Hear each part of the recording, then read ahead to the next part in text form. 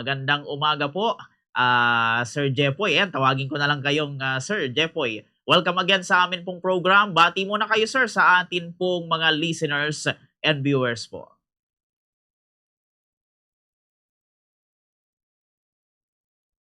Magandang umaga po sa ating lahat, Sir Bombokier at sa ating mga tagapakinig ngayong umaga. Diyos marahay na aga. Ah, Nagpapasalamat po ako sa inyo sa inyong paghingi ng panayam sa akin ukol sa aking nakaraang tagumpay sa 2026 Environmental Planning Licensure Examination. Ito po ay napakahirap na examination pero napagtagumpayan natin dahil na rin sa ating uh, pagpupunyagi at syempre sa tulong ng lahat ng tao na sumuporta at bumabay sa inyong lingkod. Yun lamang po. Okay. Yun, bago tayo, sir, magsimula, pwede, sir, angat tayo ng konti kasi napuputol yung ating baba sa monitor. Ayan. Sige pa, sir. Okay. Sige, ayan, okay na po. Sige, umpisahan natin, sir, ano? So ngayon, sir, una sa lahat, congratulations dahil kayo ay nakapasa dito sa, sabi nyo nga po, napakahirap na examination. And not just nakapasa, kundi top-notcher pa, top 1 dito sa examination na ito. So, kumusta ngayon, sir, sa feeling na kayo ay pasado and at the same time, top-notcher dito nga po sa environmental planning computer-based licensure exam? In-expect nyo ba, sir, na kayo ay magiging top-notcher, Sir Jepoy? Bombokier, wala naman po ako masyadong expectation. Siguro, konting kutob lang na baka naman base sa mga projection ko makapasok ako sa top 10, pero yung top 1 feeling ko, pakiramdam ko talaga imposible na yon. I think I live in a wonderland right now, and this is probably isang fever dream. Parang imposible yata parang make believe na mga pangyayari. Yun po. Okay. Bago, sir, yung exam, ano ba, sir, yung tina-target nyong score or ranking bago kayo mag-exam dito sa licensure examination na ito, Sir Jepoy? Sa totoo lang po, nais ko lamang na matarget yung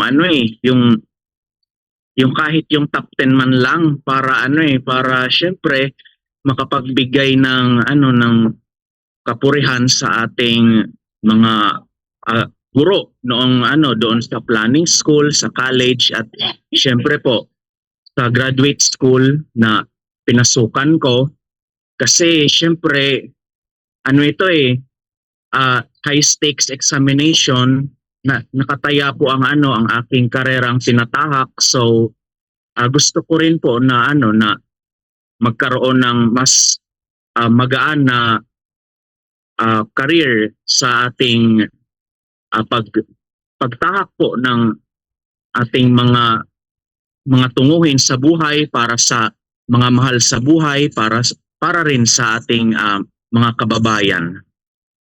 Okay po. Dito, Sir Jepoy, makumusta ko ang inyong preparasyon? Ano ba, sir, yung mga paghahanda na inyong ginawa bago yung examination? Ano ba, sir, yung daily study routine natin? Ilang oras ba tayo nagre-review at paano natin sineseparate yung rest versus study natin? Sir, para talaga masiguro napapasa tayo dito sa examination. Sir Jepoy.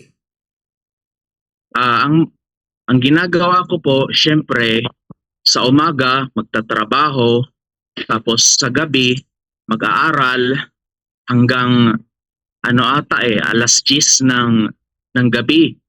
Mag-aaral ako, minsan nga, umaabot pa ng hating gabi, pero syempre, napagtagumpayan na natin yon at ang pahinga ko naman po, of course, kapag tapos na ang pag-aaral, magpapahinga na ako, ipaprocess ko muna yung mga napag-aralan ko, magwo-wind down, di naman po ako kaagad niyan matutulog kaya ano, ah, mag-ano tayo, magpapahinga muna, iisipin, sisiguraduhin natin na pumasok talaga yung mga natutunan, tapos matutulog na. Ang ginagawa ko po sa pag nag-aaral, makikinig sa mga lecture, mag-take ng mga mock examination, mga mock test. Siyempre, practice na rin para di tayo maloko ng mga question na masyadong mapanlin lang. So, yun po ang aking preparation. Lagi, halos araw-araw yun. Okay po. Dito, Sir Jepoy, malaman ko lang ano, may moment ba o may mga pagkakataon ba na nung tayo ay nagre-review, gusto na nating sumuko, sir? Yung tipong, dumating sa isip natin na, "Ay, ano kaya kung hindi ko na ito ituloy?" And paano natin na-overcome yun, sir, if ever, Sir Jepoy? Siyempre po, halos araw-araw, laging mayroong moments, mga sandali na, iwan ko na lang nga itong review na to. Parang wala naman itong patutunguhan. Parang katulad lang to ng ng mga career decision ko na umalpak eh. Feeling ko, pakiramdam ko talaga, wala na yon. Di na yon di na yon ma-solve, maitutuwid yung mga pagkakamali na nagawa ko noong nakaraan. So ayun, pakiramdam ko parang futile exercise na lang, walang kabuluhan noon yung yung review. Napagtagumpayan ko naman ito, syempre pa sa motivation na baka naman meron pang meron pang probably this could be my last chance. Ito na ata yung huli kong pagkakataon para ayusin ko ang aking buhay, para maging tama naman ang mga career decision ko. So ayun, yan po yung yung naging motivation ko. Tapos syempre, yung mga mahal sa buhay natin, di natin makakalimutan yon. And ang pinakamahalaga po, ang ating gabay po, ang paghingi po ng gabay sa ating mahal na Diyos. Okay po, iyon. Ito sir, maitanong ko lang ano, bakit pala kayo sir nag-decide na mag-aral ng profession na ito or ng course na ito, itong environmental planner? Ano sir yung nag-ano sa atin, bakit natin ito kinuha itong course na ito, Sir Jepoy? For some reason po, kinuha ko siya practical para para merong career progression, kasi nung una na napadpad ako sa academe, nagtuturo po ako noon ng geology sa aking alma mater na Partido State University. Kaso isang taon lang yon, wala na po ako noon sa sa serbisyo nung di na po ako nagtuturo after that year na pumasok ako noon sa academe. So lumipat po ako eventually sa local government unit of presentation. Tinulungan naman po tayo na buhayin muli ang ating halos agaw buhay ng karera ni Mayor Jimmy De Leña. So binigyan niya po ako ng pangalawa pang pagkakataon para buhayin muli ang aking career. So ayun, syempre para tuloy-tuloy ang career progression, nag-aral po ako ng diploma in land use planning. Actually po, pangalawa ko na yan sa grad school kasi yung una ko po, diploma in environment and natural resources sa Open University, sa UP Open University. So nag-aral po ako sa madaling sabi para syempre career progression at para naman po mas magkaroon ng saysay yung ginagawa ko, para alam ko kung para saan talaga at para mas maayos po yung mga plano na ginagawa ko para sa aking LGU presentasyon. Okay po, iyon. Kumusta naman sir yung naging reaksyon ng inyong parent ng inyong halimbawa kaibigan or ng partner kung meron na kayong partner, Sir Jepoy? Mga magulang ko po, syempre, natutuwa sila. Yung mga kaibigan ko, mga study buddy, mga classmate ko po, simula noon, na natutuwa po talaga sila.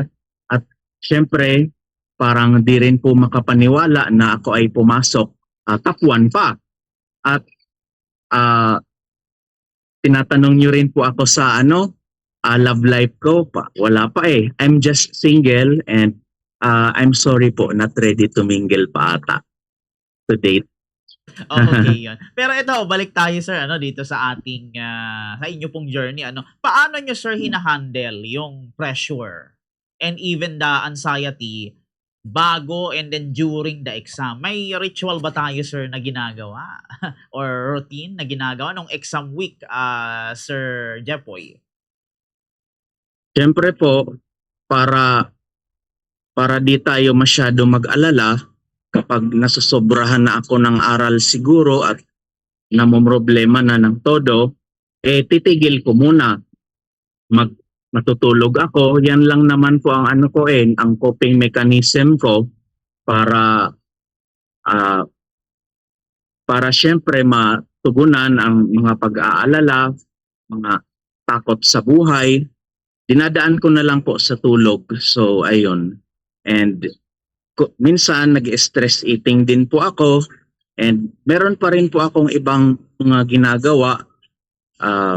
Di ko lang po masyado ata pwede i-share yung iba. Opo, iyon. Pero ito sir, during that time na tayo nag-exam, maitanong ko lang, ano sir yung may mga tanong ba sir sa exam na medyo nahirapan tayo and siguro sa tingin natin hindi natin naaral or na-review, Sir Jepoy? Opo, maraming instances. May mga tanong na di ko naman po na practice sa trabaho katulad nung nung tinatanong tayo kung anong klase yung yung document na kailangan i-release, kung environmental compliance certificate ba yon o certificate of non-coverage given ang ganitong scenario. Halimbawa, yung solar power plant itatayo sa isang ancestral domain. So, naaral ko naman po siya pero syempre wala naman po tayo sa sa consultancy. So, di ko rin po na yan masyado na experience yung pag-evaluate ng ganong mga bagay. Tas tinanong din po ako kung ano yung lead na na crop noong taon ata na 2023. Nagkamali po ako doon kasi coconut yung yung sinagutan ko. Pero ang yung sagot daw talaga doon ay sugarcane o tubo kasi in pesos pala yung yung metrics, hindi naman kung monetary value talaga. So marami talagang mga tanong na ewan, parang lilinlangin ka talaga para magkamali. Opo. After nung exam sir, pumasok ba sa isip natin na baka hindi ako pumasa? What if hindi ako pumasa dito sa exam? Pumasok ba sa isipan natin yung ganun sir na medyo negatibong isipan, Sir Jepoy? Opo. Actually nga po nung nung nag-exam na ako, pakiramdam ko parang gusto ko na lang na lumabas na lang ng ng examination room at sagutan na lang ng ng di masyado siniseryoso yung mga tanong kasi napaka hirap talaga sumasakit na yung ulo ko kasi computer based yung licensure examination. So kung computer based, masakit talaga yon sa mata kasi whole day kang titingin sa sa screen ng computer, ng laptop computer doon sa examination room. Kaya parang nawawalan na ako noon ng kumpiyansa. Tapos after naman nagdududa rin ako sa projection ko kung papasa ba ako? Baka mali yung mga sinagutan ko. Siguro kung mali ito lahat ang mga sagot ko, possible na na di ako pumasa. So, ang inisip ko na lang, kung hindi ako pumasa, di mag-change career na lang ako. Iwan ko na lang tong environmental planning, di na ako mamumroblema sa problema ng ating lipunan, problema ng ating kapaligiran, poproblemahin ko na lang yung mga problema ko talaga. Parang ganun, pumasok din yun sa isip ko na, baka hindi talaga ito para sa akin kung sakali man na bumagsak ako. Okay po. Pero yun nga sir, kung halimbawa hindi tayo pinalad, ano sana sir yung ating tatahakin na karera, Sir Jepoy? Siguro kung di ako pinalad, baka maghanap na lang ata ako ng ibang trabaho, yung sa traditional na workplace ng mga geologist, dahil isa rin po akong licensed geologist. Siguro sisikapin ko na bumalik na lang ata ako ng minahan. Actually, hindi pala balik lumipat ng minahan kasi hindi yun yung first workplace ko. Ang first workplace ko talaga is the academe. So, ayun, lilipat ako ng minahan o kaya lilipat ako ng consultancy sa geotechnical engineering kasi yun talaga yung traditional na workplace ng mga geologist. Hindi naman sa local government unit. So, kung hindi sana ako pinalad, ayun, naghahanap na sana ako ng trabaho at syempre manghihinayang, probably manghihinayang o kaya idedeklara ko na lang na sayang yung taon na ginugol ko para makuha yung inaasam-asam kong environmental planning license. And syempre, kung hindi sana ako pinalad, possible na naghanap na rin ako ng pagkakataon para makapag-aral muli sa pwedeng abroad or kahit sa Manila, basta kung saan ako makapaglilipat dun. Basta magulo talaga magulo yung yung what if ko kapag pag hindi ako pumasa, ano ang gagawin ko? Minsan nga pakiramdam ko, sana di ko na lang to ginawa Mga ganun, naglaho na lang sana ako, parang ganun. Opo. Pero ngayon sir, na kayo ay pasado na and top notcher pa, ano ngayon sir ang future plans nyo? Sir Jepoy? Siyempre, in the future, ang plano ko ay